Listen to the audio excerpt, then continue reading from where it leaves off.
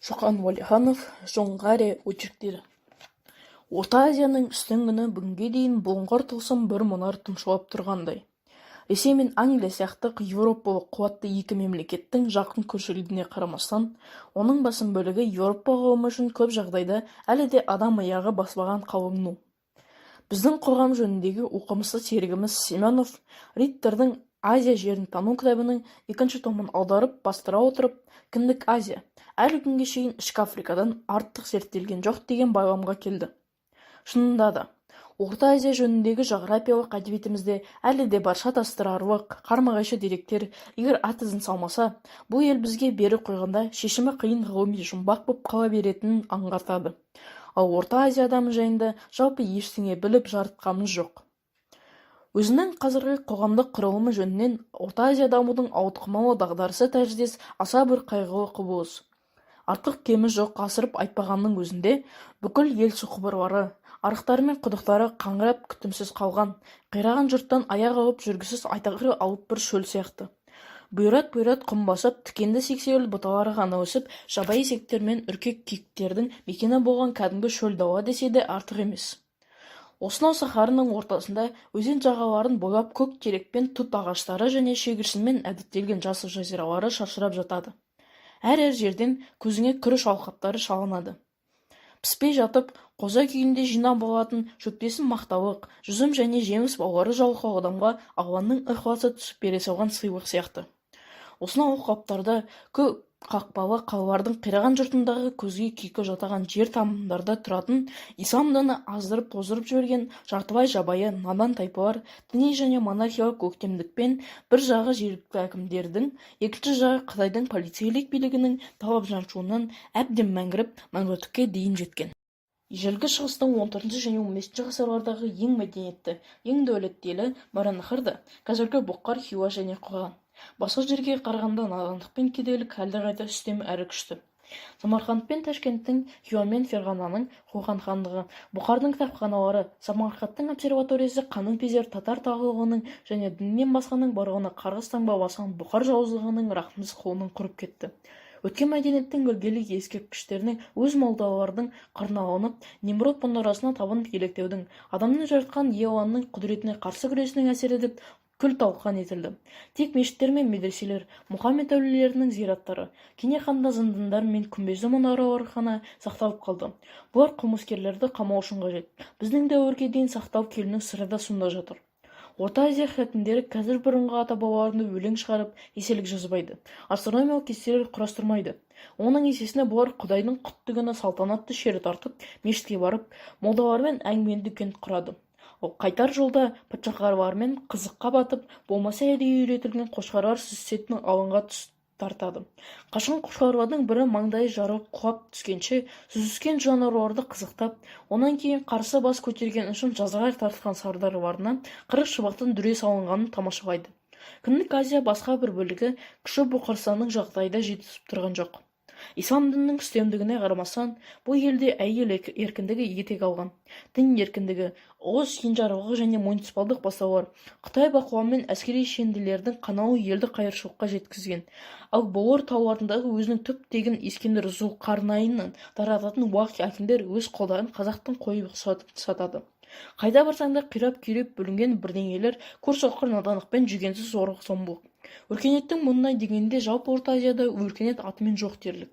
Ресей мен Англияның өзінің жабайы көршісін жақсырақ білеміз деген ниеті өкінішті әрі сәтсіз болып шығар еді.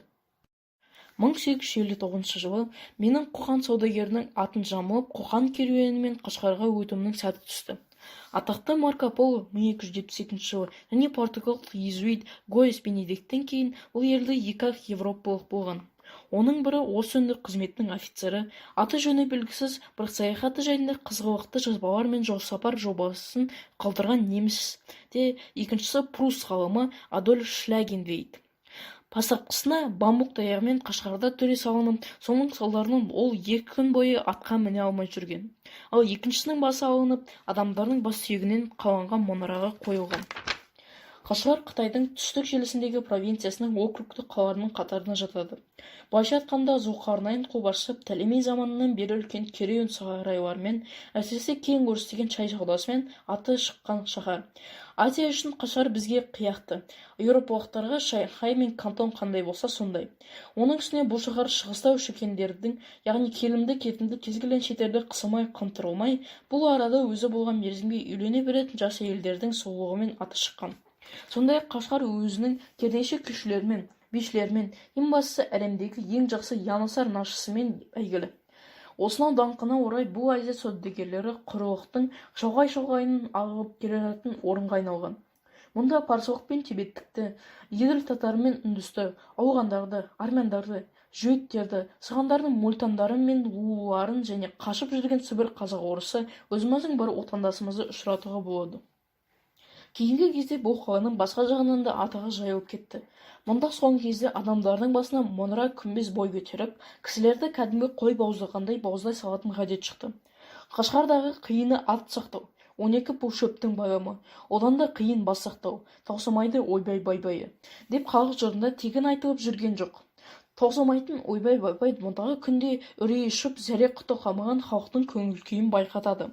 Бұрынғы Қашғар әміршілерінің ұрпағы қаладағы қанды қырғын көтеріліс, сордың жыртысын жыртып жатқан қожалардың қытайлықтардың гөрі өз пендесі қашқарлықтарды бауыздау тастауы көп-ақ. Мәселен, біреуін Қытай үкіметі кезінде қызметші болдың деп өлтірсе, біреуін хакімнің алдында есінетің деп, енді біреуін қаратаулықсың деп шабады да тастайды. Қытайлар қожаларды қуып шығып үлгермей жатып, әскери қуаттың әлсіздігіне қарамастан, бір бастан қаланы тонап, қазынаның жылқысымен егістік далаларды таптап, әйелдерді тарпып әкетіп, мешіттер мен бейіттерді қиратып, көне түскенді ұрып-соғып, ертелі-кеш дүрелейді де жатады. Біз Қашқарға келгенде қытайлар түрлі жабыр-жапыр жазалауын енді ғана доғарған екен. Қала қақпасынан қазықтардың ұзынын кіре жоғысап, басын жазалап өлтірілген терікті адамдардың сап-сары бас сүйегі салынған жәшіктер іліп қойыпты. Шаһар сәл-пәл тыныс алуға айналыпты. Қытайлар тағайындаған жаңа жергілікті өкімет адамдары басына шенеуніктің шошақ бөркін киіп, жылы беріп үлгермегеннің бәрін сабайтын көрінеді. Қоғанмен қарым-қатынас қалпына келтіріліп, Қоқан елшісі Қашқарда тұра бастағаны айдан асыпты. Бұқар мен Қоқан керуендері күннен күнге көбейіп, қаңырап бос қалған керуен сарайларды толтыра бастапты. Біздің керуеннің келуі қалада күшті толқын туғызды. Біз келгенше қазақтар Ресейден 500 түйеге жүк артқан, бізде бар жоғалыппыз. Тасыған жерінің талқанын шығаратын оқ-дәрілер салынған абдыра сандықтары бар керуен келе жатыр. Керуен басыға Теміртақты деген бір күмәнді адам, бәлкім орыс болуы да мүмкін, деп өсек таратып қойыпты. Теміртақтан шығарып жүрген қазақтар. Шамасы олардың ойынша керуен басының темір кереуеті болу керек. Әдетте азиялық сенбейтін өтірік жоқ. Өтірік қаншалықты құлаққа ерсе естілсе, соншалықты сенімді болып көрінеді. Бұл жөнінен басқа азиялықтардан қытайлардың айырмашылығы шамалы. Түптің түбінде солай болып та шықты. Бақытымызға қарай Қоқан елшісі біздің керуен басымызды және басқа жолдастарымызды тікелей танитын еді. Сөйтіп біз қоқандықтардың ара түсуі арқасында ғана қалаға кіріп көңіліміз жайланды. Қытай үкіметі мен жергілікті өкімет тарапынан керуеніміздің сотқа тартылып, жауап алынғанын байқайшақтап жатпай-ақ қояйын, оған уақытта орындатар. Бұл жолы мен өзімнің Алатау қырғыздар ротасына саяхат жасап барып қайтқан сапардың негізгі нәтижелерін ғана баяндап бергім келеді. Тянь-Шаньның терістік баурайы жаңа заманда Ресей тарапынан әжептәуір зерттелді. Алайда біздің қоғамдас досымыз Семенов Ексарттың бір саласы Нарын өзенінің бастауынан әрі салған жоқ. Мен Тянь-Шаньды 2 уақытта басып өттім. Қашғар мен Янысардың төңірегін Жәркент пен екі арада жатқан бұйрат құмдарға дейін аралап шықтым. Бұрынғы ханды тақтан тайдырып қуып жіберуімен аяқталған Қоқандағы саяси оқиғалар Қашқардың да шырышын бұзып, тыныштығын кетірмей қойған жоқ. Соның салдарынан Қытай Түркістандағы ең байтақ, ең халқы көп Жәркент қаласын мен көре алмадым. Басып өткен жерлерінің ыңғайына қарай менің саяхатымды 2 кезеңге бөлуге болады. Бірінші кезеңге менің Жоңғарияға барған сапарым, яғни Жетісу, Іле өлкелерін аралап, Ыстықкөлде болуым жатады. Бұл жерлердің табиғи сипаты Сібір штабының түсірген тәп-тәуір суреттері арқылы бұдан бұрын да таныстым. Ғылыми тұрғыдан мұны Шренк, Вангали, Семенов және Голубев мырзалар әжептәуір зерттегенді. Әйткенмен бұл ақпарат хабарлар физикалық жағрапия деректермен ғана шектеліп, этнографияға мүлдем соққан жоқ. Мен Жоңғарияда алғаш рет 1853 жылы болып, полковник Хамитовскийдің Ыстықкөл бағытындағы бірінші экспедициясына қатысқанмын. Сонан соң 3 ай Құлжада тұрдым. Жоңғар мен ұзынсаны 5 ай болып, бұл өлкені ерсілі-қарсылы шаруалап, Алакөлден Тянь-Шаньға дейін бардым. Ал Тянь-Шаньға сол жолы Жырғалаң өзенін бойлай отырып көтерілдім. Бұл жолмен қағаз қалған немесе алдымдағы зерттеушілер байқамай келген жағдайлар жөнінде айтқым келеді. Ең алдымен жоңғардың жануарлар дүниесі осы елдегі елдің желгі тарихы, ақыр аяғында қазіргі тұрғындарды туралы аз кем айта кетсем деймін. Жоңғардың өсімдік дүниесі жөніндегі азын-аулақ мағлұмат бар. Александр Шренк ғылыми құштарлықпен шұғылданып, бұл елдің өсімдік әлемі жайында жалпы очерк жазып, оны өзінің білмекке құмар елінде неміс тіліне аудартып, Келмесен және бір мырзалармен қосып 1840 жылы басып шығарды. Семенов мырза да Тянь-Шаньның өсімдіктеріне көп көңіл бөлген. Шамасы оның бай гербарийі болуға керек. Ал доктор Татаринов болса Ковалевский мен Құлжаға саяхат жасағанда жылы анықтаған өсімдіктерінің тізімін жасап, оны Врангали мырзаның шығармаларымен бірге бастырды. Сөйте тұрып, біз жоңғардың жануарлар дүниесі жөнінде бірде-бір мақаланы білмейміз. Зайыры Карелин мырза Жетісу өлкесіндегі табиғи кәсібі жайында бәзбір мәліметті жариялаған сияқты. Соның ішінде жануарлар әлемі жайында да деректер бар.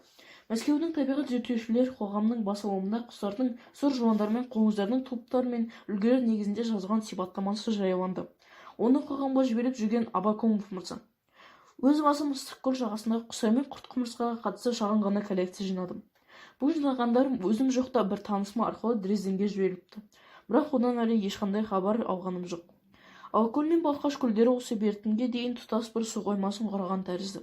Өйткені қазақтардың айтылуына қарағанда, судың көктемгі жайылу кезінде Алакөл Балқашқа ащылы Саздауыт арқылы тікелей жалғасып жататын көрінеді. Ал бұл лақапты Семенов мырза Қазақ даласы кеп тұйықталып, Орта Азия басталатын табиғи шекара деп санайды. Екеуінің жер қыртысы да өсімдік жануарлар дүниесі де бөлек-бөлек. Ал меніңше жоңғар өсімдігі аруандығымен даралана алмайды. Жазықтағы өсімдіктегі қазақ даласының терістік бөлігіндегі сияқты. Таудікі болса азын-аулақ өзгешелігіне қарамастан Алтайдың өсімдігіне ұқсас. Сонда да зоологиялық тұрғыдан шын мәнінде әжептәуір ерекшеліктер байқалады. Жануарларды жіктеп бөлу жөнінен Жоңғарияны 3 аймаққа бөліп тастауға болады. Олар таулы, жартылай таулы, ақыр аяғында жазықтықты аймақ. Жоңғар алатауы мен Тянь-Шаньның таулы алқабында Сібір мен Қазақ қырының таулы өңіріне тән сүтқоректілер, бұғы, марал, таутеке, арқар немесе тауқойы, қасқыр, бурыл немесе қызыл түлкі, ақтамақ, сусар және басқалар бар. Қазақтардың айтуына қарағанда бұлардан басқа қызыл қасыр мен ши бөрі жүретін көрінеді. Ши бөрісі итке ұқсас. Бұл сипатына қарағанда ол қорқауды еске түсіреді. Ал қазақтың ши бөрісі көбіне көп қырат қырқаларда жүретін тәрізді. Шамасы бұл қорқау емес, иттің тауға тән бір тұқымы болса керек. Жыртқыш құстардан Жоңғарияда көбірек кездесетіні күшіген ара-тұра бүркіт, сұңқар қырғи көзге түседі. Лашын жалпы бұл жаққа келмейді. Түнде жортатын жыртқыштарды көре алмадым. Бірақ қазақтардың айтуына қарағанда олар сирек сияқты. Тауық тектестердің тұқымынан тауда олар аққұр, құрғауға өте ұқсайтын сақыл құр, шіл, кекілік және бөденелер кездеседі. Жартылай таулы аймақтан жолбарыс, барыс, қабан, ақбөкен, қара құйрық, дәу кірпі, дуадақ, орман кептерімен құрғауды ұшыратамыз. Бұл жануарлардың барлығы жазық аймаққа да бірдей жайылған. Жартылай таулы аймақтардың тоғайларында торғай мен шымшық қаптап жүреді. Олардан маған белгілі ұзақ пен ала қарғалар, жасыл қанат, кекілді кербес, ақ бүйір, сексеуіл және су шымшықтары, ақ тамақ, суық, Сібір және боз торғай бар. Сары торғайлардың науман, ремис, сиыр құйыршық, ұзын құйрық, ақ кекіл, жолбосқа деген тұқымдары, шілдің жылқышы құстың бірнеше түрлері бар. Жоңғарияның таулы аймағында, шөлейт өңірінде де су құстары мен аяқты аңдар өте аз. Су құстары дегенде ұшырасатын қара қаз бен қызыл үйрек қаны. Бір сөзмен айтқанда, жоңғар жануарлар дүниесі басты сипаты жөнінен қазақтың түстік өңіріндегі жануарларға ұқсас. Айырмашылық дегенде сүтқоректілердің қазақ қырындағы жануарлар тұқымынан бір өзгешелігі, бұдан киіктер мен құландарын кездестіре алмаймыз. Ал құстардың бірнеше жаңа түрін ұшыратуға болады. Олар жыртқыш құстардан да торғай тектестерден де табылады. Балқаш пен Заңғар таулар арасындағы ұлан-ғайыр бұйрат құмдыр қазақтың Борсық және Қарақұмның жалғасы іспетті. Хан тауының да ордан онша айырмашылығы жоқ. Онда да қазақ даласында қақ аталатын ашылы сазау тақырар толып жатыр. Соған қарамастан бетпақталада қаптап жүрген құландар мен киіктер шу бойындағы құмдарды еркін жайбайды да, жазға қарай бет алғанда итке шу бойлағанын әрі аттап баспайды. Бұдан бірнеше жыл бұрын бетпақталада көк тайғақ болып, оның артынан тіске басар қылтанақ табылмай, ашты қаран ашқанда құландар мен киіктерді іле өкпесіне алып, іле алқабына дейін ендеп кіріп кетеді. Алайда көктем туа әлгі жануарлар өз жеріне қайтып оралады. Іле алқабында қалқан және қату тауларының тұсында көзіме бір үйір құлан түсті. Қазақтардың сөзіне қарағанда, олар шапқыншылықтан кейін қалып қойыпты. Демек, Жоңғар дегеніміз Орта Азия құландары мен Моңғол гобиінің жігет-айларын бөліп тұратын табиғи шекара іспетті. Сол сияқты бұл шекара шөлейт өңірі ақбөкен киіктерін тау алқабының қарақұйрықтарынан да бөліп тастайды. Мұны жергілікті халық бағзыда-ақ байқаған. Қазақ-жоңғар алатауының етегінде мен мондалап жататын терең орлардың ізін құландарды құрту үшін Жәнібек хан қазырған еді дейді. Шамасы бұл жануарлар ханның кішкентай ұлы мініп жүрген атты өзімен ертіп кетіп, бала обат болса керек. Сол себепті хан тарбағатайдан ілеге дейін ұзынан ұзақ ор қаздырып, күллі жоңғар құландарын қайырып, соған қуып тыққан дейді. Тек құланның бір айғыры мен биесі ғана қашып құтылып, балқаштан әрі асып өзінің үрім бұтағына бұл елге қайтып барма деп өсиет қалдырған көрінеді. Орыс жоңғариясының Орта Азия халықтарының тарихи тағдырында керемет маңызы бар. Әбілғазының айтуынша, түрік тайпаларының түп атасы Яфеттің ұлы Әбілжахан Талас шу өзендерімен Ыстық көлдің бойында көшіп жүрген. Қытай журналдарының жазғанынан біз жоғары Гобиден ауған тайпалардың бәрі өздерінен күшті біреу келіп қуып жібергенше осы арада тұрақтап үрге тепкенін білеміз. Шынында да, Орыс жоңғариясының көшпелі тұрмысқа қолайлы барлық жағдайы бар. Тау алқабы олар үшін малдың ыстықтан паналап, малсыз сонадан қорғанып, емін еркін жайылатын оты мол жазғы жайлауы болды. Күзде көшпелілер төмен жазыққа түсіп, астығын жинап алып, қыста өзендердің жағасындағы қамысты тоғайларды, Балқаш даласындағы бұйрат құмдарының арасын паналап, отынға сексеуіл сияқты қызуы тамаша бұталарды пайдаланады. Оның көшпелілер үшін маңызы айрықша. Өйткені Моңғол гобиінде ұлы ханның киіз үнінің өзі тезек жағып жылытылады. Көшпелі тұрмыстың үстемдігі қанша күшті болғанмен Орыс жоңғариясында азын-аулақ отырықшылықта болған. Бұл туралы алғашқы тарихи деректерді Қытай тарихынан табамыз. Атап айтқанда, Ыстық көлдің шығыс жағасына қарай ірге тепкен деп есептелетін Чигу қаласын үйсем әміршілері үшін Қытай жұмысшылары салған. Орта ғасырда бұл өңірде әсіресе Іле алқабында отырықшылық едәуір етек жайды. Алмалық, қазіргі Түркістан елді мекені, Қонақай мен Қайнақ әлі де бар. Және Алматы орнына Верный бекінісі салынды. Өз саудасымен аты шығып, италиялық Генуя саудагерлері Қытайға Қыпшақ елшілері ұлы ханға баратын қасқа жолдың бойындағы бекеттер болды. Тағы бір айта кететін жайт, Азияның бұл бөлігінде христиан дінінің несториан және монофизит ағымының көптеген ғибадат орындары, ал Ыстық көлде Сирия якобитінің әулие Мәтей сопаханасы болған. Христиандықтың бұл аймақта өріс алғаны сондай қарсылықтарын көбейтіп қуғынға да ұшырады. 16 ғасырда Ыстық көлде бірнеше мұсылман елді мекендері еңсе көтерді. Бұл деректер мені қатты қызықтырды, бірақ өкінішке қарай үлкен жаңалықтар аша алмадым. Өйткені қазақтар аман қалған ғимараттардың ақырғы қалдықтарының бәрін лама ғибадатханалар деп құртып үлгеріпті. 1826 жылы Ыстық көлде болған бір Қытай одан алып бір сынтас көргенін айтты. Алайда мен бұл тектес ескілік ескерткіштердің жұрнағын да таппадым. Бірақ бүкіл Орыс жоңғариясынан отырықшылықтың белгісін байқап, ол туралы ел аузындағы аңыздарды жинадым. Сондай ежелгі Алмалықтың жұртынан табылған бірнеше алтын бұйымдар мен теңгелерді қолға түсірудің орайы келді. Ол заттар туралы бөлек бір мақалаларда баяндап бермек ойым бар. Бұл жолы тек Орта Азияның терең түкпірінен табылған чурт қазбаларының іздері туралы ескертпелерін тыңғым келеді. Мұның өзі Тау-кен ісі фин тайпаларының ғана табыс емес екенін айқындай түседі. Қайта тарихи деректер мұның финдерден гөрі түркілерге тән екенін дәлелдеп береді.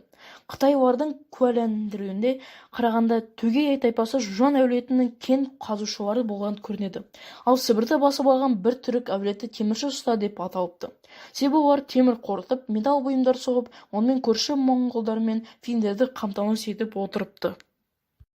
Қытай жанамалары хан әулетінің билігі тұсында Орта Азияда тұрған халықтардың ішінде көзі көк, шашы сары алтын тайпа болған айтады. Олар Клапрот пен Абель Ремюзі үнді герман тектес халықтар деп санаған. Айтпақшы, бұл халықтардың санатына кейін қырғыздарға айналған хакастар да жатады.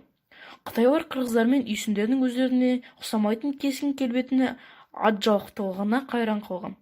Қазіргі кезде Жоңғарияда буруттар немесе нағыз қырғыздар және Оғы жүздің үйсін деген жиынтық атпен белгілі қазақтары тұрады. Бұлардың арасында Сары үйсін деп аталатын бір руы бар. Олар өздерін бұрынғы аса күшті үлкен халықтың ұрпағымыз деп санайды. Қазақтың ертегілері мен аңыздарын, батура жыры мен дастандарын жинаумен баяғыдан бері шұғылдана жүріп, мен олардың Европа халықтарының, әсіресе славяндардың ән әуендеріне ұқсастығына қайран қалдым. Алғаш Әбел Ремюзаның ауанынан шыға алмай, мұның үнді герман тайпаларының Орта Азияның жазығында татарлармен қоян қолтық араласып өмір сүруінің әсері деп түсіндірмек болдым. Ал енді Оғы жүз бен тау қырғыздарының арасынан осы мәселенің шешімін табар кілтін іздеп, жинағандарында байыта түсетін мол материал таппақ едім, бірақ ол үмітім ақталмады. Өкінішке қарай, бұл арадан бірде-бір айтулы ақын немесе жақсы күйшіні ұшыратпадым. Тіпті мұндай өлеңнің өзін сирек айтады екен. Айта қалса, ақ ешкі мен қара жорға жайында жырлап, бойдай талам әуенінен әрі аспайды. Жыр бізге жеткізбей кетті деп, мұны үйсіндердің өзі де мойындайды. Оның себебі деп бір маңызды алға тартады олар.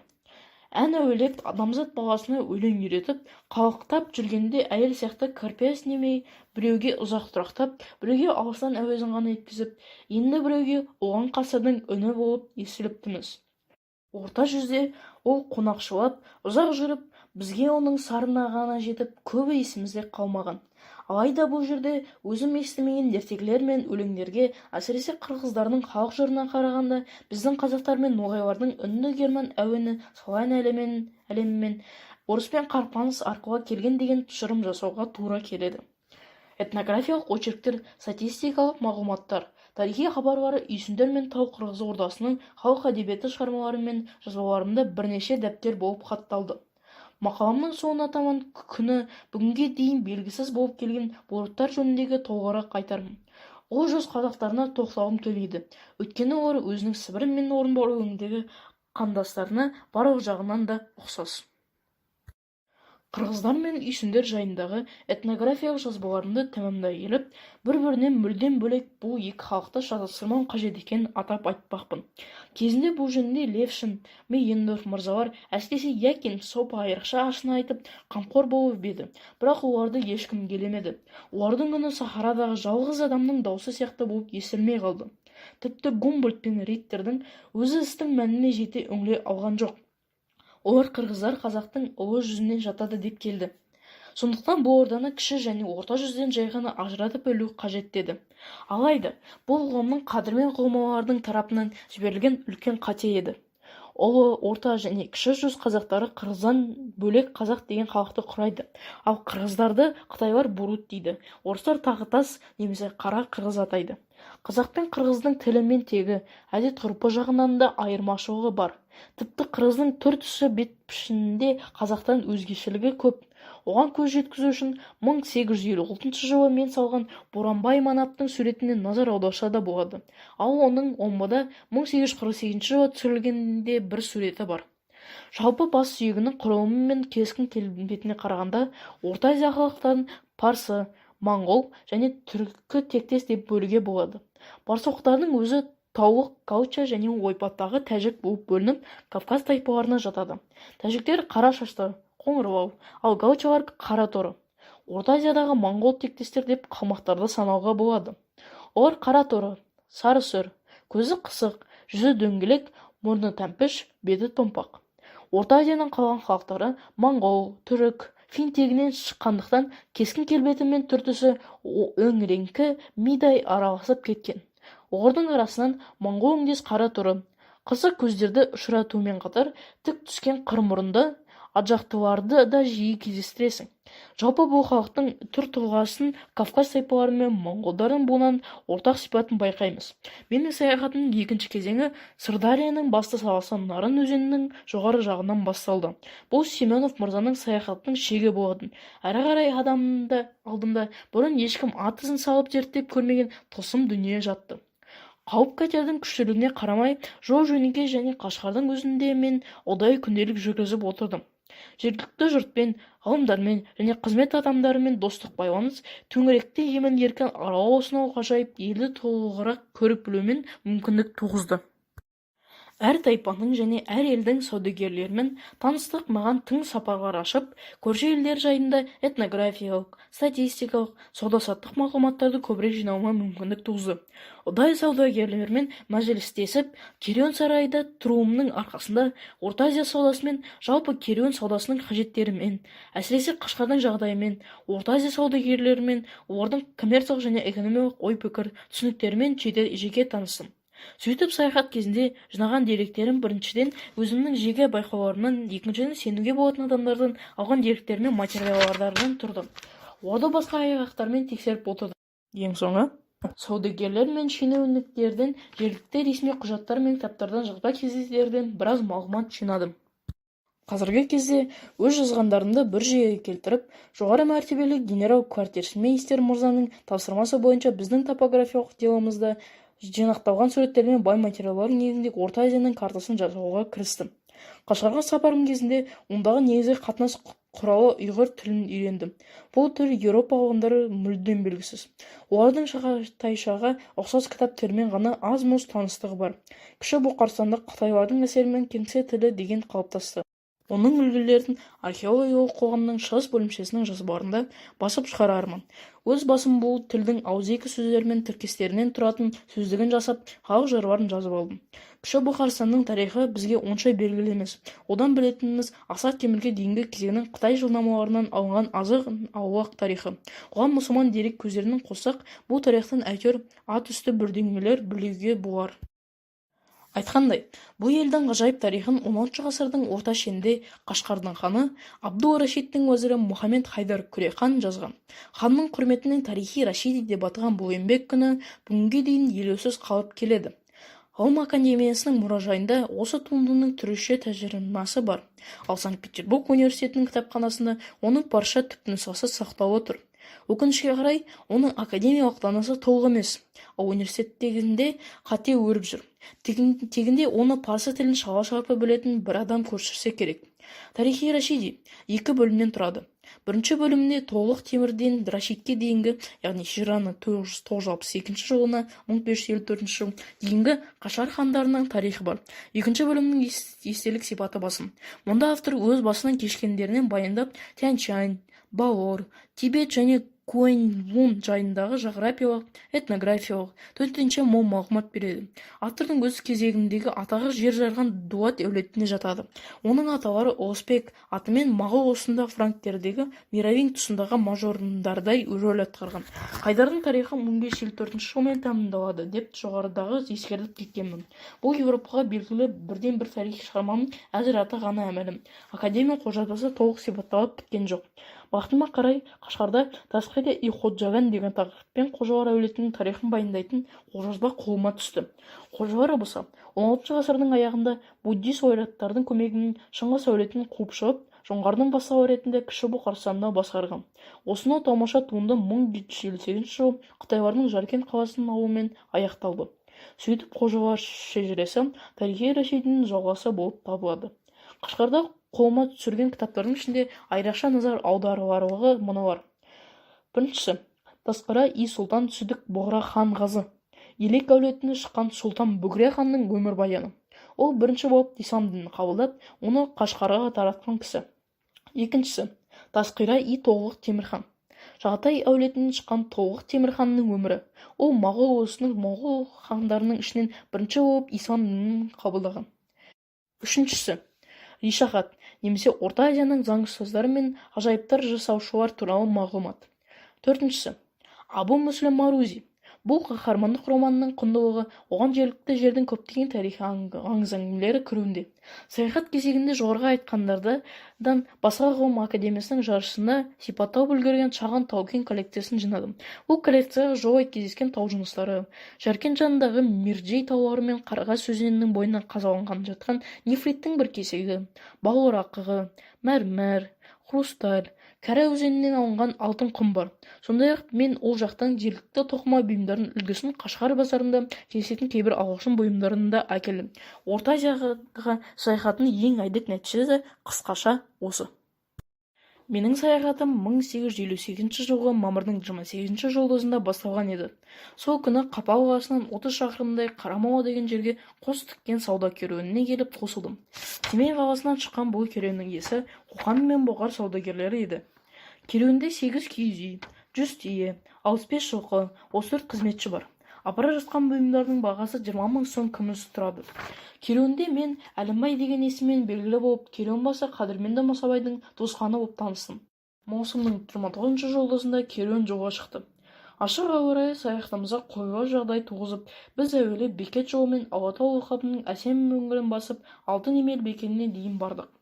Төңірек түгел шығыс Көкнара атанатын қып-қызыл қызғалдақ. Әппақ дегеннің соқылдаған ұзын сабағының басында ұшып-қонып бозторғайлар жүр.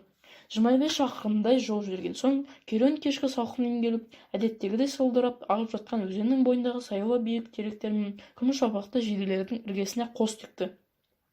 Жұрт алаулап жанған оттың айналасына көңілденіп, улап-шолып әңгіме-дүкен құрып отырды.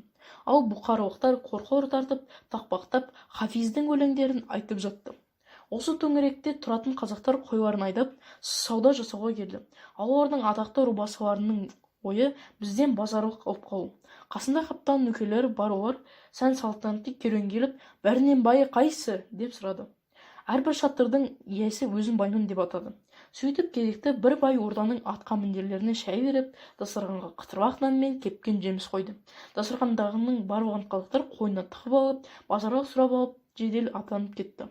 Бір мәрте керуеннің жолы болып, Жалайыр тайпасының билеушісі Жанғазы төрені көмекшісімен көрудің сәті түсті. Алатау дуанының басшылығы тағайындаған Топастау бұл адамды қазақтар мәжіліскер атайды екен. Төре бізді тәкаппарлығымен таң қалдырды. Шатырға майдан жүре алмаған қоқи қаздай кередеңдей кірді. Төрдегі құрметті орынға озып алып, айналасын барлай қарады. Ешкімде үн жоқ. Төре кенет басын көтеріп алып, жұрттың бәрін көзбен шолып өтіп, сөзін екі жол өлеңмен бастады. Жалайырда қой көп, Жанғазыда ой көп, деп де тырс етіп үндемей тапжылмай отырып қалды. Бұған қарамастан қалған қазақтар шүйіркелесіп, верный бекіністен генералдың қалай келгенін, оның қазақ халқына арнаған сөзін түгін қалдырмай айтып, сөйлегендегі қимыл-қарекетін түгел салды. Қазақтар бізді заңды үйрет деп қолқалады. Әйтпесе бізден сырттағы жұмысқа өгізіміз бен атымызды алады да кері қайтармай қояды. Ал қазақ орыстар заңды білуін білгенмен зорлық-зомбылық көрсетіп, таппайдың талы үстінде ұрлық жасай береді. Бізге олармен теңесу қайда? Қит етсе, патшаның адамымыз деп есептеп барған сілет қалады.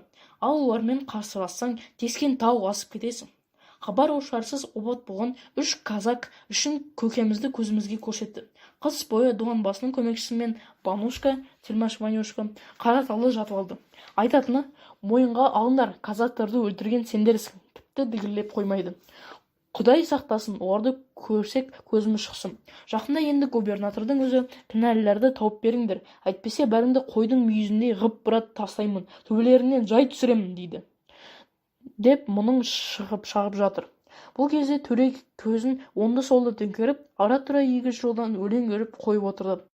Астан кейін киіз үйдің ішінде бір қоламсы иіс қалдырып, олар тайып тұрды.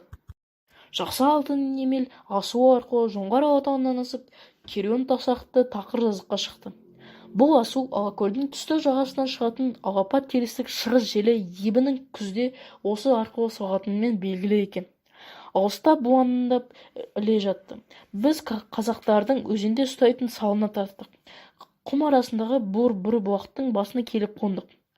Қалқан тауларының арасындағы бұл бір белгісіз жылғада жылан, шаян, бүйе, кезірке дегендер өріп жүр екен. Сол түніміз ұзақ уақыт естен кетпеді. Түні бойы кірпі келмей, таң ағара жолға шықтық. Керуен тозығы жеткен жайпақ қайықтар арқылы Іле өзенінен 2 күнде әрең өтті. Салдарды әрі-бері жолдырту үшін жалдатып аттарды пайдалануға тура келді. Қайықшылар қайығы толған суды шелектеп төгініп отырды. Іле жағасында құрбан айттын айтып, керуен сөгетті. Торғайғыр және Үшмерке асулары арқылы Қарқара жазығына шықты. Бұл жазыққа дейін барлығы 17 асудан асуға тура келді.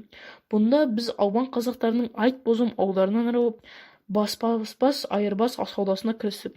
Бірақ қазақтар толқулы еді. Біз келердің алдына қарқараның жағасында қызыл бөрікпен айтбозым өлетін арасында қандай шайқас болыпты. Олар қызыл бөріктердің арызымен тексеруге келетін орыс төресін күтіп отырған екен. Істің беті бері қармаса, ауыл көшпек сыңайы бар. Солай болды да. Тамыздың 4-ші жұлдызында қазақтар орнынан тік көтеріліп көшіп кетіп, кешкісін келгенмен қарқараның бойында қыбырлаған тірі жан қалмады. Тырс еткен дыбыс және жоқ. Жалғыз жарым жатырлар ғана мұңайып өлі түңілікке телміріп тұрғандай. Біздің өзімізде ыңғайсызданып, қалдық керуенбасы мен кебір шалдарымызды қазақтардан айырбастап алған 9 қойдың басы кеміп қалғанын байқап, біз Елек Тақатас ордасына аттануға бел будық. Тамыздың 6-шы жұлдызында керуеніміз қырғыз көштеріне де жетті. Бізді үлкен аталатын Сәлмеке руының манабы Қараш қарсы алды. Өзі бір орыс өкіметінің ниеті түзу, қайтсем Харун жатағын аламын деп жанталасып жүрген жан екен. Үлкен атану себебі еренсіз жуан әрі дурган бұқасы сияқты қисапсыз семіз кісі болғандығынан. Оның басында шошақ төбе, алдымен арты тілек аққиыс алпақ, үстінде тек тақылетті қалың мақта матадан тігілген шығыс шапаны. Омырауына біздің әскери шекпендер сияқты 3 жасау жібек бау ызып тіккен. Аяғында үлкен ағаш өкшесі бар қызыл сапияннан тігілген ебедейсіз етік. Оның ұлы да әкесі құсап киініпті. Тек шапанының түсі айқынырақ, жағасы мен жеңінде мақпал ұсталған. Қараштың нөкерлері шоқпар және найзамен қаруланған бірнеше жыртық шекпенділерінен тұрады екен. Бір сары найзагерінің киіз шекпенінің ішінде жейдесі ғана бар, ал екіншісі күннің ыстығына қарамастан үстіне толып, басына сеңсең бөрік киіп алған. Қыздар шаңқылдап шапшаң сөйлейтін халық көрінеді. Оның үстіне аузына насыбайды алып салып отырады. Жоғарғы кеген жазығының орны бөлек, әрі мал азығына аса бай. Өзендердің жағасы ми-батпақ, томаруа келеді. Сондықтан оларды саз атайды. Жалпы кеген, текеш және қарқара бойындағы аралас таулы алқап, Жоңғариядағы жер қыртысы, қара топырақты, шөбі шүйгін әрі белең өсетін бірде-бір өңір. Үлкен сазда 9-шы дивизияның Қытай кеніші маңында отырған қалмақтардың киіз үйлері тұр. Қазір бұл кеніш жабылып қалыпты, ал біз өз қосымызды шал көде көзеннің жағасына тіктік. Түнде қар түсіп, ысқырып жел тұрып, қарды қыстағыды құйындатты. Сұмдық су болып, боран 2 күнге созылса да, қазақтармен байланысымыз үзіліп қалды. 3-ші күні керуенімізге қырғыз әулеттерінің басшылары келіп, бәрімізді ауыл-ауылға бөліп әкетті. Жолдасым Мамразақ екеуміз Қыдық деген шағын атаның рубасы Борсық бидің ауылына түстік.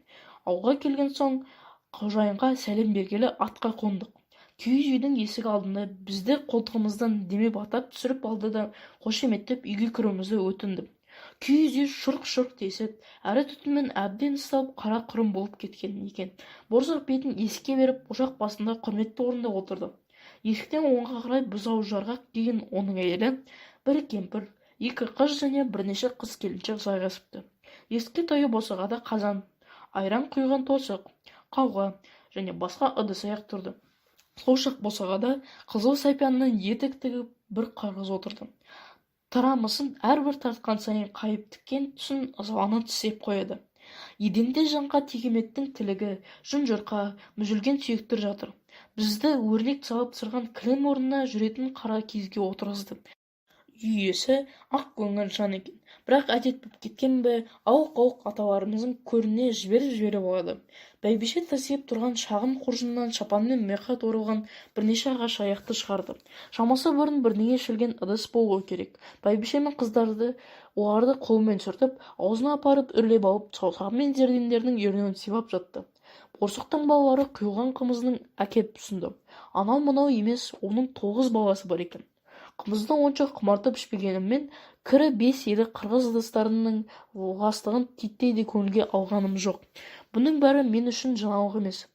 1856 жылы қырғыздың бір деген байы бас манабы Боранбайдың да үйінде болғанмын. Рас, онда мені кілемге отырғызғанды. Ал үй иесі бұқар көрпесінен жайғасып, әйел де осындай бір жұрғаспен отырған. Қымызды онда фарфор кеселерін ішкенбіз. Бірақ шай басқа ыдыс болғанмағандықтан шойын қолжуғышқа қайнатылғандым. Киіз үйдің басқа жабдығы да дәл осы борсықтыкендей болатын. Шашып жатқан жаңқа, мүжілген сүйек және тағы да басқа. Қырғыздарда сабақтық әдетке еніп аңызға айналып кеткен. Олар ыдыс жууды отқа түкергеніндей күнә санайды. Сол сияқты құлын байланған жеріне атауды да обал көреді. Олар ыдысты тазартып жуғаннан ырыс қашады, бақ таяды, молшылық болмайды деп ойлайды. Еркектердің іш киім ауыстыруы оларда атымен жоқ. Қашан тозып тамтығы қалмай түсіп қалғанша үстінен тастамайды. Қырғыздың азасы да айрықша. Әйелдер жыл бойы бетін жуып, шашын тарамайды. Күйеуге жарамай жырым-жырым боп қалса да көйлегін шешіп ауыстырмайды. Бурут ақсақалының қонажайлығы керемет болды. Табан аузына отырдан мал алғызды. Бейшара тотқынын біздің көз алдымызда киіз үйдің ішінде сойып, қолын қол, ботын бот қып, мүшелеп бөліп, ортаға от жағып, үш аяқ оқшақты орнатып, үстіне қазан қойып, су құйып, ет асуға кірісті. Алға шалая қараған қырғыздардың өңі жылып, бүкіл үй іші болып, қазанның төңірегінде күйбеңдеп, бірін-бірі бөгет жасап, ақыр аяғына ұрсысып тынды. Аш еттер қой сойған жерге жиналып, еденді ескілеп өліп барады. Бір асайтын еттен құр қалмас үшін ауыл адамдары топырап келіп, үйді толтыра айналды. Қырғыз әншісі қомызын тартып, аржайғаймен дөй-дөйтіне басты. Ақыры қазан түсіріліп, алдымызға табақпен ет тартылды. Тау төбе үйілген еттің үстінде құрметті қонаққа деген жамба жатты. Тұздыққа батырып, етті жеуге кірістік. Ертеңіне таңертеңгі шайды алға ала бергенде бізге борсықтың өзі келді. Түскі асы да, кешкі асы да құр жіберген жоқ. Осы дағдысын ол кейін Құдайдың құттығына жасады. Балалары шұбырып әкесіне және қалмайды. Жалпы борсықтың үй үшін азықтандыру біздің заңмен бекітілгендей міндетімізге айналды. Қырғыздардың өзі сүтпен және пышаққа ілеккен малдың етімен қоректенетін көрінеді. Шамасы қыдықтар өз ауылынан сауда сөрелерін тұңғыш көріп бір рахаттанған тәрізді. Оның борсықтың біз келгеннен бастап дайындасып кеуде көтерінен аңғардық. Әкеңнің аузын ұрайын деп әкірең деді ол бақталастарының біріне. Міне маған сарттар мен саудагерлер келіп жатыр. Оның үстіне бізге қыздар мен келіншектер жиі келіп тұрды. Олар қой етін пісіріп, шелекке құйып, айран мен қымыз, май мен ірімшік алып келеді. Жергілікті жердің салты бойынша оларға сыйлық беруіміз керек. Зайырлы қауым адамы әрі қызыққанға әуе серігімнің олар келгенде қуаныш қойнына сыймайды. Құрақ ұшып алдына кептірілген жеміс-жидек қойып, көйлектік сиса мен мақпал сыйлап, меруерт маржан ұсынып, мақтауларын жеткізіп, мәре-сәре боп қалады. Өкінішке қарай оның мақтауын қырғыз қыздар түсінбей, "Мынау не айтып тұр?" деп менен сұрайды. Осылай мырза жігіттің атадаңқы алыс жақын ауылдарға түгел жайылды. Кейде ауыл ағасының қыздары жолдасының шатырына келіп бастанға да жасап кетеді. Оған жастар, қыздар мен келіншектер жиналады. Әйелдер бір жаққа, ерлер екінші жаққа отырып ойын бастайды. Қыздардың бірі секеңдеп орнынан атып тұрады да, қолындағы орамалмен өзіне ұнаған бір жігітті салып қап, қасына алып кетеді. Қыз қалауы түскен бақытты жігіт оның өтеуі үшін қуақы бір шалт қимыл жасауы немесе әдемілеп ән салып беруі шарт. Қайсысы болсын оңай емес. Ойынның мәні мынада. Епті жігіт өнерін асырып, өз бикешін аузынан сүйгізу керек. Ал ол қолынан келмей қалса таяқ жейді және оңдырмай жейді. Оның үстіне жігіт ән салғанда ыңғайлы, ыңғайсызына қарамай, басымен домалап, шыр айналуы қажет. Әнші бір дізерлеп отырып, ашынау жайында күлдіргі ырғадай ерекше өлең айтуы тиіс. Қырғыздың әу деп алғаш дауысқа салуы үлкен күшке түседі. Көзі қызарып, танауы делдиіп, ал дегенде қышқырған бір айқай шығады. Ондай өнері жоқ әнші тиедіндей топқа да түспейді. Әнін аяқтап, әнші өз бикешімен орнына тұрып, айнала беріп сүйіседі. Жалпы қырғыз жігіттері мен қыздарының ондай қарым-қатынасы әбес саналмайды. Әке-шешелері, туған-туысқандары қысалмай-ақ қарап отыра береді. Келіншектің күйеуі тату құрбылығы үшін достарын қайта арқадан қағып қолпаштап қояды. Қырғыздарда қазақтар сияқты азиялықтарға тән артық қызғаныш дегенді білмейтін тәрізді. Бұндай шыдамдылықтың бір себебі бұл халықтардың арасында ислам дінінің қатыбас қаталдығының әлі еркін тарала қоймағаны болуы керек. Қырғыздар өзін мұсылман санайды, бірақ Мұхаммед деген қандай кісі болғанын да білмейді. Өлік жерлеу мен қыз ұзатуды баяғы шамандық әдет-ғұрыппен өткізеді. Бірақ сауатты сарт немесе татар кездесе аят оқытпай және жібермейді. Ыстық көлден Бадахшанға дейін көшіп қонып жүретін бұл тайпаның арасында хат танитын бірде-бір пенде жоқ деп батыл айтуға болады. Қырғыздар қымыздан шарап жасайды, боза ашытады. Орайы келгенде тойғанша ішіп тәлтіректеп мас боп жүретін де бар. Осыдан 30 жыл шамасы бұрын біздің орта жүз қазақтарының діни түсінігі де осындай болғанды.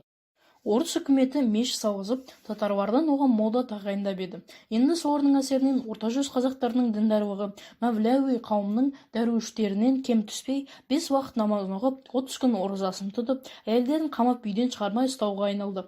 Қазақ даласы үшін бұрынғы қараңғылығы ма, әлде діни нанымға қарама-қайшы надандығы ма, әлде 300 жыл бойы созылып келе жатқан осы татауының бәріне жат татар оқуға артуы ма, қайсысы жақсы екенін біз білмейміз.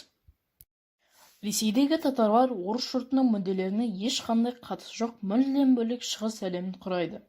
Ол жүз өтпелі кезеңді бастан кешіп отыр. Татарлар барлық жүзге жайылып, ойдағыдай қарекет жасап жатыр.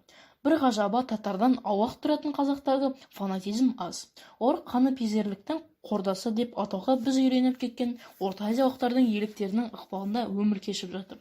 Біз бұхар молдалары татардікінен қауіпті емес-ау деп ойлаймыз. Тағатас ордасында қойға айырбастап сауда жасап, бір орыннан екінші орынға көшіп қонып, біз бір ай тұрдық. Бұдан бұрын айтылғандай, біздің қожайынымыз манаптарының қырғыз ақсүйектерінің санатына кіріп, халық жиындарына қатыса алмай қамкөңіл болып, өте кедей өмір сүріп жүргендердің бірі. Бірақ болшақ өз руының мәртебесін өсіріп, пайғысы келіп барлық қырғыз ақсүйектерінен барымтаға шығады. Сол себепті де ортақ жайлаудан аулақ ең мықты шептерге бекініп болған. Біз болған кезде ол адам аяғы баспайтын мұзарт шатқалынан немесе жоғарғы текесінің ми батпағына келіп қоныстанып жүрді.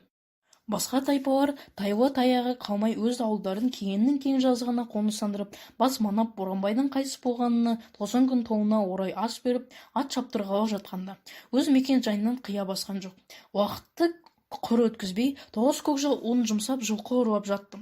Жоғарыда атап өткенімдей, менің қырғыздармен танысым 1854 жылы, 1855 жылы Бұғы тайпасының бас манабы Боранбай 10.000 түндіктен тұратын қарауындағы рулармен келіп Ресейдің бодандығына кірді. Келесі жылдың көктемінде қырғыздардың өз өтініші бойынша олармен танысу үшін полковник Хамитовский бастаған қазақ жасағы бұл тайпаға тиесілі жерде суретке түсіру үшін әдейі келді. Осынау орыс экспедициясы 2 айдың ішінде Ыстық көлдің терістік бөлегін шауып шығып, Ақсу өзенінің терістік, Зәуке өзенінің түстік жағасын ауқымы 2 шақырымдық картаға түсірді.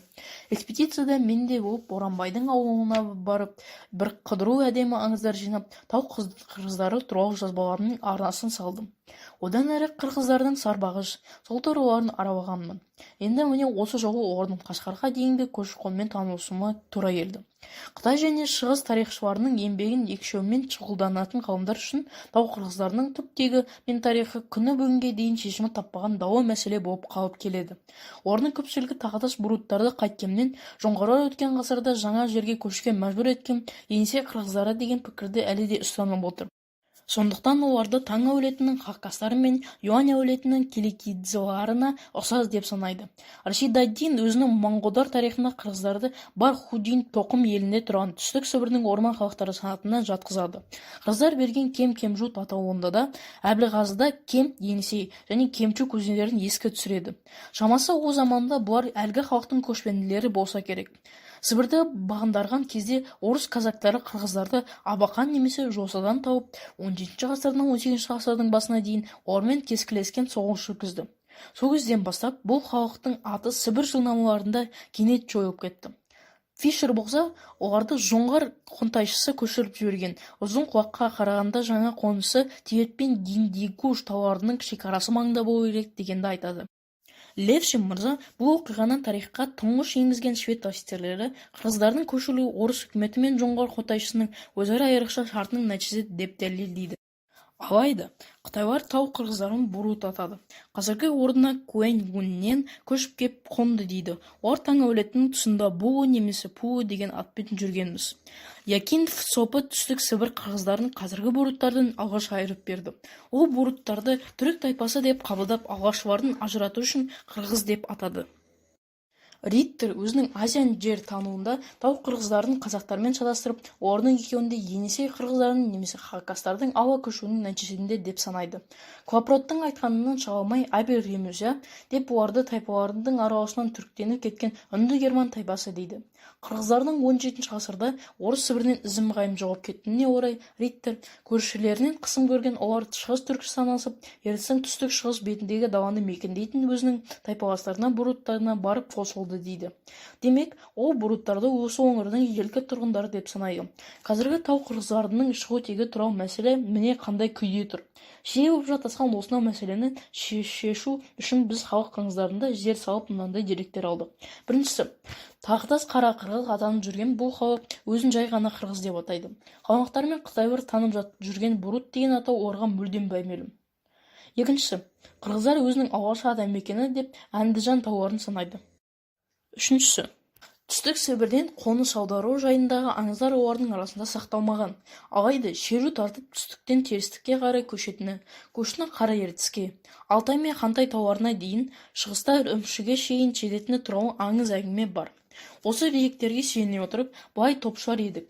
Тау қырғыздары Енисей хақастарымен немесе қырғыздарымен тағдырлас қана емес, түптес тектес.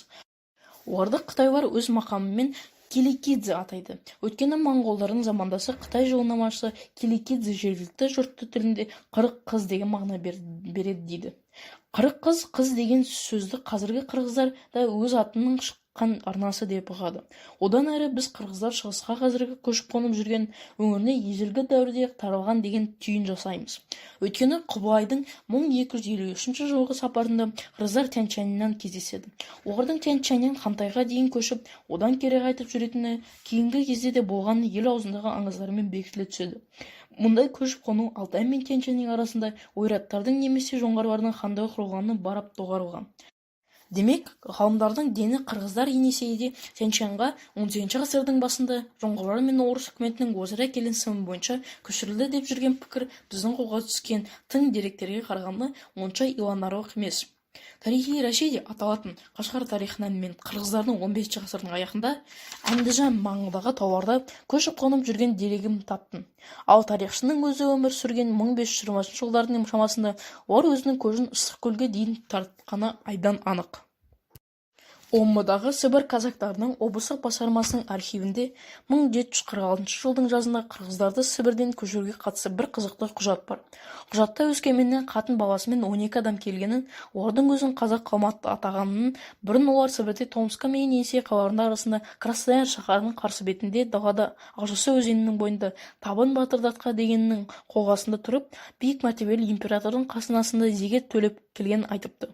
Бұдан 50 жыл бұрын қазіргі қонтайшы Қалдан Сереннің әкесінің тұсында қалмақтың 3 зайсаны Дунар, Сандық және Чинбай, басқа аяқтарда Зухай, Сандық және Бенбен.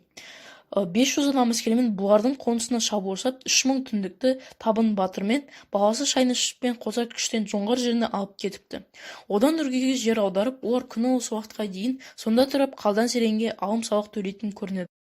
Оған қоса әлгі қолға түскендер басқа да қандастары қырғыз қалмақтар Сағай даласында өмір сүріп биік мәртебелі императордың жатқанда тұрады деген мәлімет береді. Келесі 1747 жылы Жоңғариядан қашқан 2 қырғыз қалмақ қолға түседі. Олардың да айтқан сөзі әлгіндей. Оған қосқаны Сағай болысында 2 нағашысы Қарта Идяш пен оның туған інісі Емгенбергеннің тұратыны. Бұдан шығатын қорытынды қырғыздар жоңғарлармен және ұрыңқайлармен көрші тұрғандықтан моңғолдармен араласып кеткен. Сондықтан жоңғарлар оларды түгеліміз 3000 түндігін, яғни өзіне қосқандарын ғана көшірген. Бәлкім солар қырғыз деген дәулеттің құраған болар.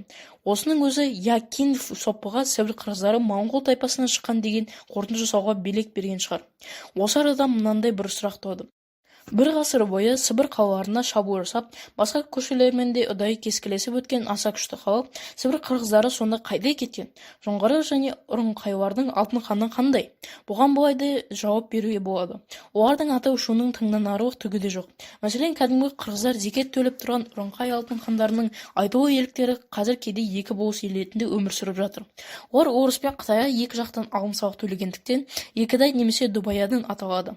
Сібірліктер бұратана халықтардың біріне айрықша ат беретін белгілі, сондықтан Сібір қырғыздарының да қалдығы басқа атқа ие болып, елге өз атамекенінде көшіп қонып жүргені сөзсіз. Біздің бір жерден және оқығанымыз бар. Енисей уәлаятының татар халықтарының бірі тегі сағайлықтар болу керек. Өзін қырғыздардың ұрпағымыз дейтін көрінеді. Таяуда Алтайға саяхат жасаған баш штабтың офицері Муравлев мырза маған бұқтырманың жоғарғы жағында өздерін қырғыз санайтын екі болыс ел көшіп жүр, олар мұнда мен Кемчуктың бойынан көшіп келіп қоныстанып деп хабарлады. Ғалымдар этнография үшін халықтың сөз өнері ескерткіштерін зерттеудің маңыздылығын баяғыдан-ақ айтқан. Онда халықтың әдет-ғұрпы мен мінез-құлқы бәрінен де жақсы сипат табады. Ескі сөзге құмарлық, аңыз әңгіменің байлығы, терістік және Орта Азияның көшпелі халықтарының ерекше бір игілігі. Бұл аңыздар қатты қастерленіп, ақсақалдардың жадында әр рудың естелігі ретінде сақталады. Мәселен, салт-дәстүр, әдет-ғұрып, аңыздар мен шежірелер жырдастан ретінде жыршылардың өзгеше бір тобы арқылы атадан балаға беріліп отырады. Қазір қолданылмайтын кейбір сөздер мен оралымдардына қарағанда олардың өте ертеңі екенін аңғарылады. Шыңғыс ханның ұлы анасы делінетін ханша Гүлмәлике туралы аңыз күллі татар халықтары арасында кең тараған. Француз тарихшысы Тири оны ғұндар мен Атилаға туралы ежелгі аңыз есебінде қабылдайды. Тау қырғыздарының түптеген қызыл-тазы ит, қызыл-тайған мен бәзбір ханшайымнан оның соңына ерген 40 қыздан шығаруы төтенше көнелікті көрсетеді. Орта Азия халықтарының ежелгі аңыздарына тән бір сипат, олардың өз түптеген бәзбір жануардан шығаратыны жайындағы қиял ғажайып ертегілер. Қытай тарихының дерегіне қарағанда Гао Гюй халқы басқаша айтқанда Теле немесе Шилі жұрты қасқыр мен сұлу ғұн ханшайымнан жаралған. Ғұнның бір патшасының ай десе аузы, күн десе көзі бар екі сұлу қызы болғанмыз. Патша оларды қатардағы көптің біріне бергісі келмейді. Сондықтан биік мұнаралы сарай салып, елсіз күнсіз шөл далада ұстап, алсам берген аспан өзің ал дейді. Ханшайымның кішісі әбден зерігіп, кәрі қасқырға көз салады. Қасқыр да жыл 12 ай бойы Құдайдың құтты күні сарайдың іргесінен ерсілі қарсы өтіп жүріп, мұнараның төбенен апан қазан екен.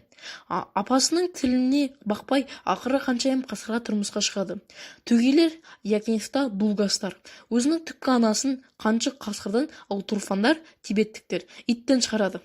Қытайлық моңғол хандарының түпкі атасы баташы көкжал қасқыр мен ақкиіктің баласы еді дейді.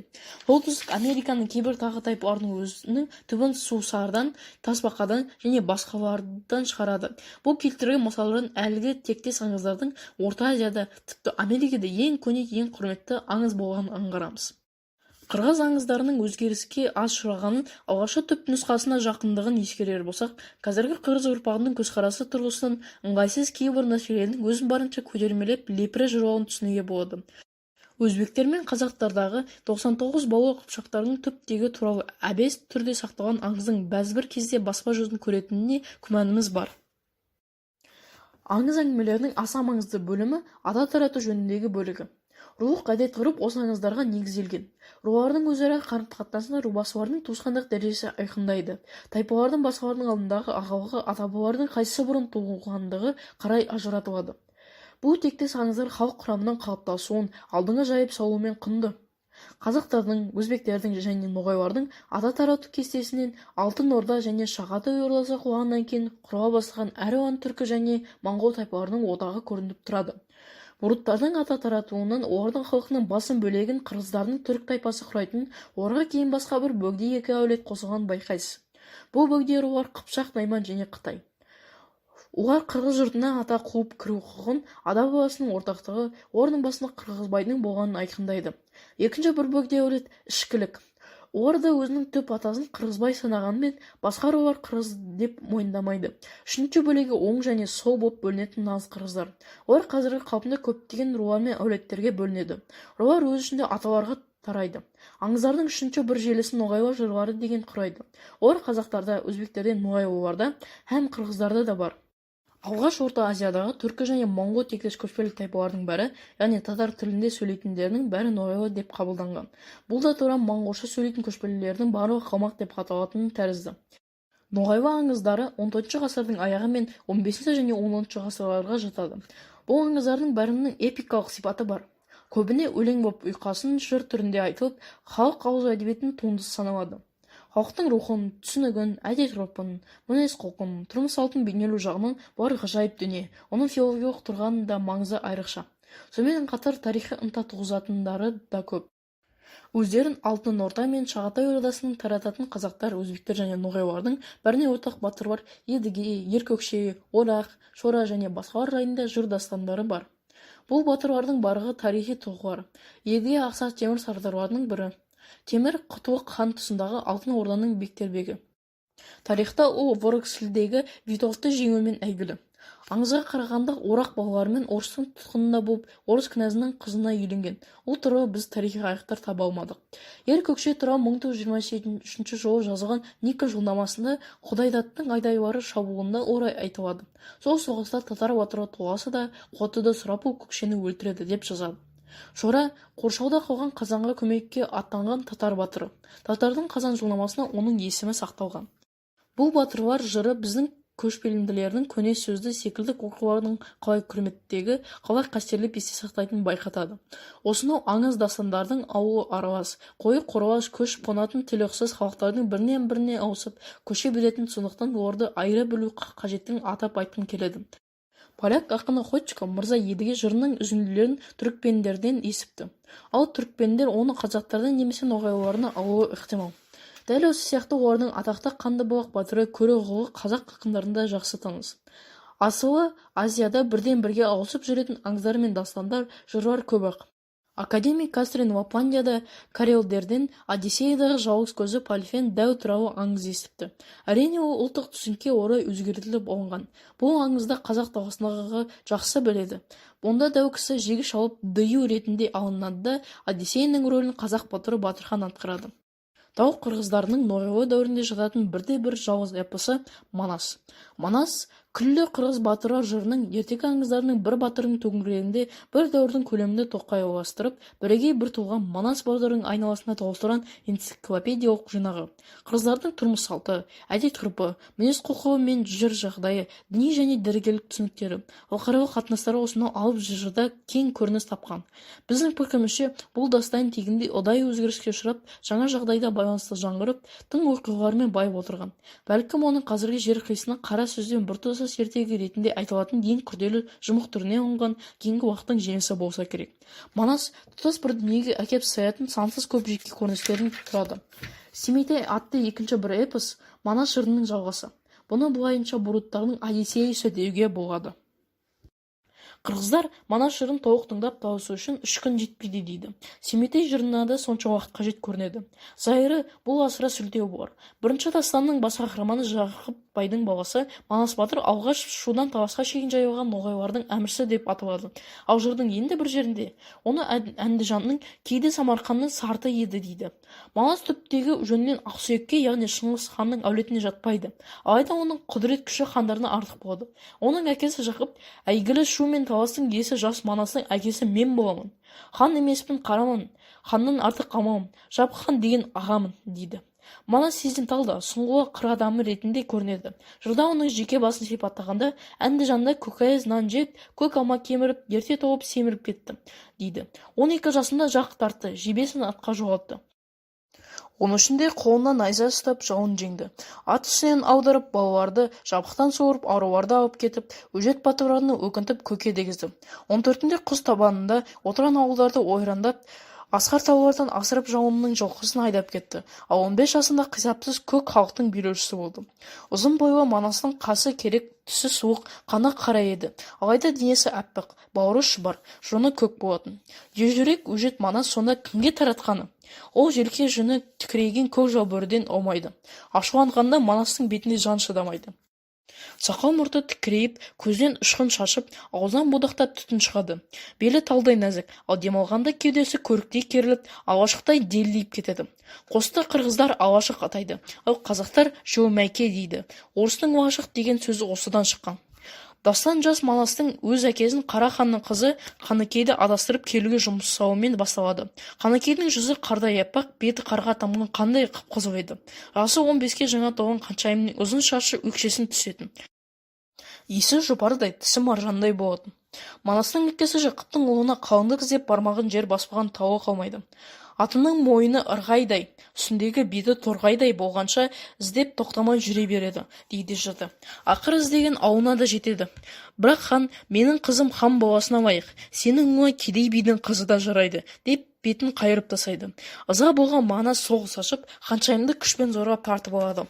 Осынау көріністе Манас өзін есер соқтау етіп көрсетеді.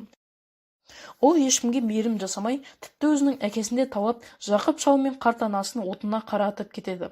Ендігі бір көріністерді біз әлсіздерді қорғап, әлділерді қарсы шыққан Әділбатырды көреміз. Ол қалмақтарға қарсы соғысып, өзінің ерлік іздерін Жоңғарияның терең түкпіріне дейін қалдырады. Қырғыздар Үрімшінің қасындағы Манас қаласы, жоғары ертістің бойындағы сол атты жерді тауып осы батырдың есімімен алынған деген әңгіме айтады. Көкетай ханның асы сөз жоқ. Манас жырының ең бір тамаша көрінісі. Бұл көріністер Ноғайлы ханы Көкедайдың баласы Боқмұрынның әкесіне ас беру үшін Моңғолдың Жолай ханының қолдауымен Ыстықкөл төңірегінен Қара ертіске, Алтай мен Хинханға көшуі бейнеленеді.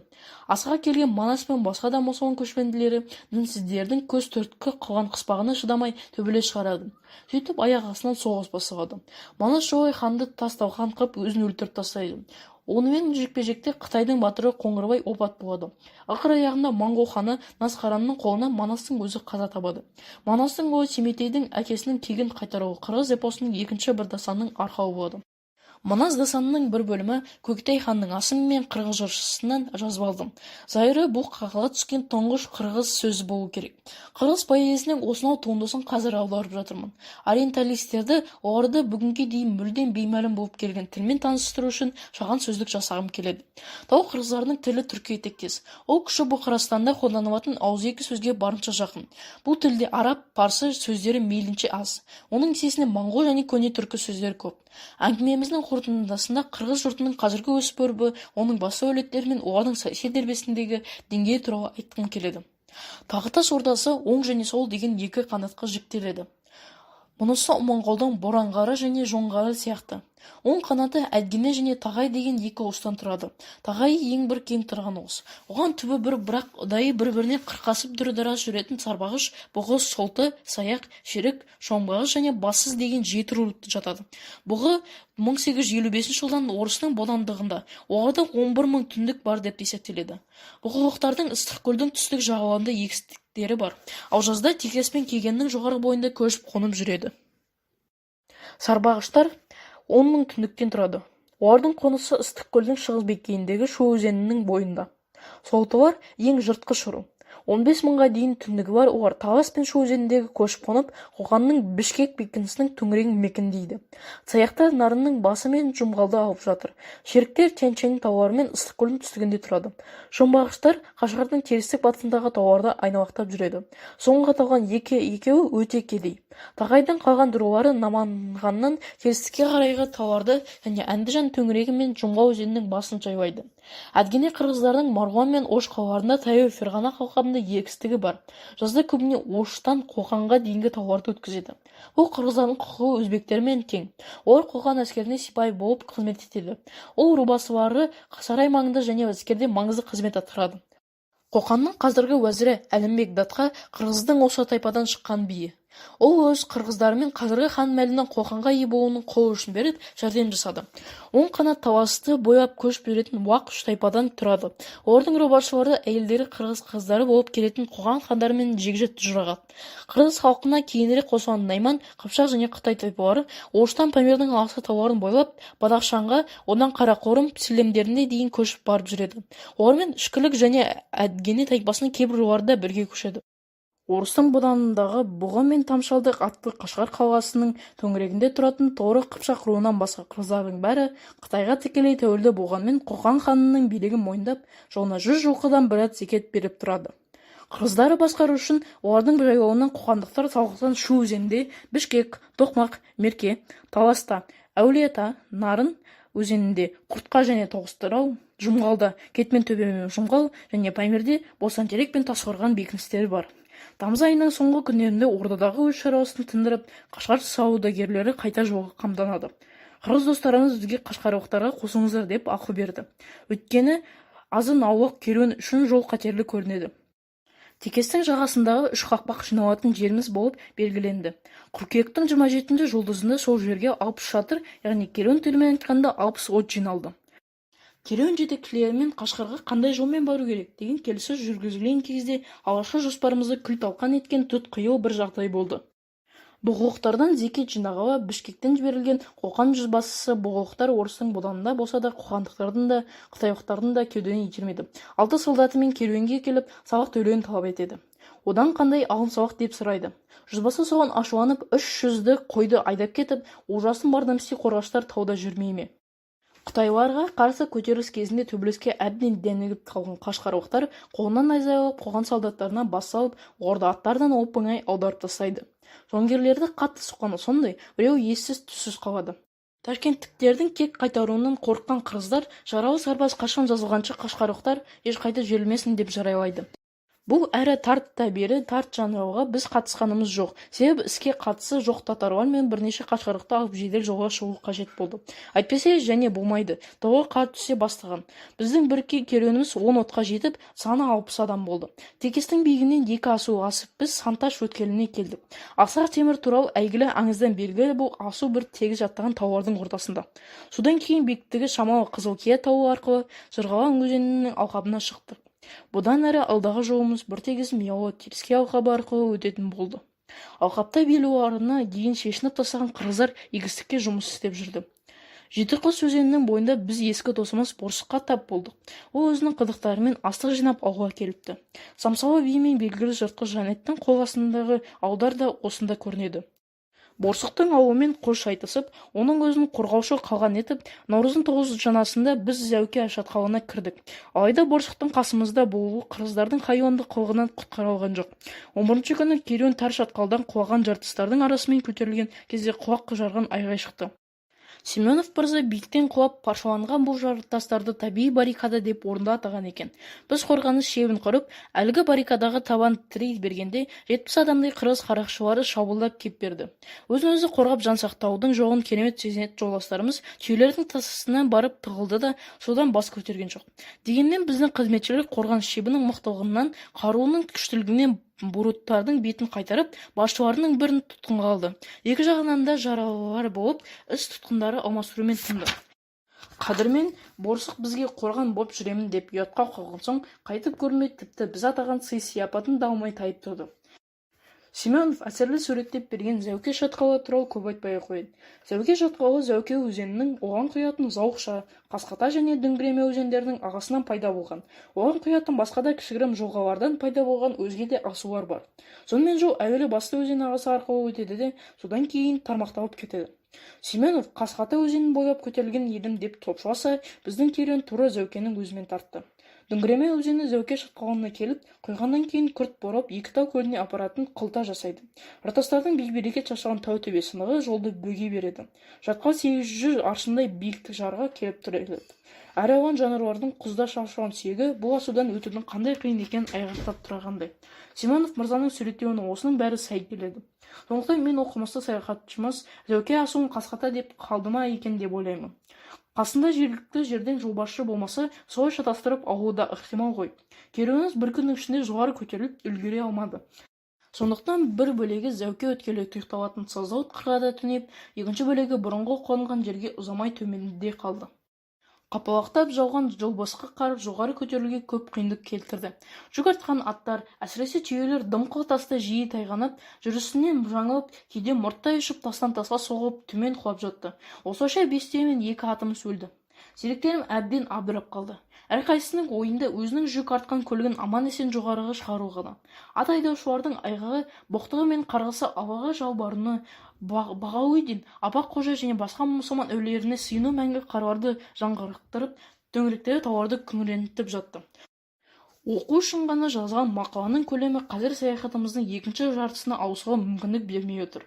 Егер әңгімем әйгілі әріптестеріміздің назарын аударатын болса, өзге жұртқа беймәлім ішкі Азия саяхаттан алған әсерлерім жайында қоғамның келесі мәжілісінде айтып беруді алдыма игі бір борыш етіп қоямын.